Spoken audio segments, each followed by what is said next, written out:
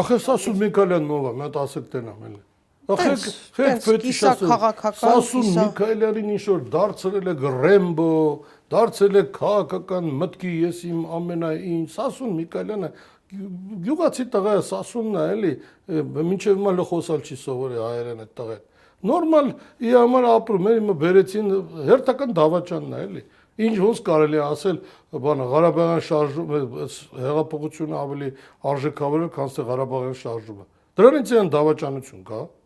Պարոն Հայրապետյան, կասկածի տակ է դրվում իր մասնակցությունը։ Երկրապահ լինելով, Ղարաբաղյան շարժման մասնակից լինելով, իր ընկերներից զոհված այդքան, արյուն տված, թափած մարդկանց, ասել է շարժումն ավելի կարևոր է։ Բայց տղերքը, այսինքն բանը, այդքան երիտասարդների հենց այնց գնացել զոհվել են, հա։ Հա, Հակոբյանն ասում էր, հա, զոհվել են հանում ոչինչի։ Ինչ է, էլի, որ այսօր 5-6 հազար երեխա մահացել, հա, իրանք հələ հպարտ ման են գալի, հələ մի հատ էլ հարցազրույցներ են անամոթաբար տալի։ Լսի ոնց կարելի է, որ դրանից հետո հեռուստաէկրանի առաջ դուրս գալ։ Այդքան երեխու գլուխ կերել եք, այ անամոթ է, ինչի մասն է խոսքը։ Բայց Սասուն ոնց է երկրապահ մտնում։ Ոնց է այդ երկրապահ այդ կռված տղերքը ոնց են հանդուրժում, որ Սասուն Միքայելյանը կամ հələ մի ուրիշ բան ասել։ Այդ ոնց ընտրեցին երկրապահի նախագահ, երբ որ նա կայանում ասում է բանը Ղարաբաղյան շարժումից ավելի կարևոր է այս հեղափոխությունը։ Հեղափոխություն չէ, սա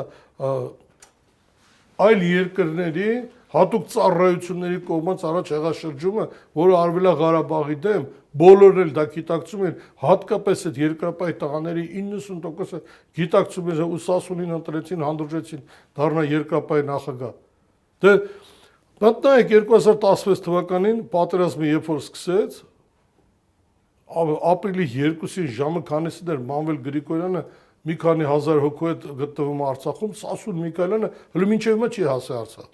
Չի կռվել, այս Լսեք, ես Մոսկվայից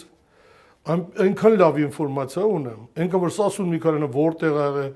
ոնց ինչ պայմաններում է խփել կամ գեներալի մեքենային։ Սա գիտենք էդ Սասուն ինչ եկյալ Բայց ոտքը վնասվել է եւ 45 կիլոմետր Սասուն Միքայելյանը այդ քաշով 45 օրում չի կարա դա։ Հələ այդ սթից այդ կաստիլով ես էլ ես նաբերեժնիում գետի ափին, Մոսկվա գետի ափին կարամ կաստիլով եկալ եմ քայլեմ, նկարեմ, ասեմ ես էլ եմ կռվին մասնակցել։ Եվ դա ճիշտ է։ Սասուն Միքայելյանին այդ իակ քաշով կարա 45 կիլոմետր քայլի, այս ինչ հեքիաթներ ենք պատմում։ Այսինքն փախել եք, այդ է ուզում ասի։ Գնացել են կռվելու թե փախտելու։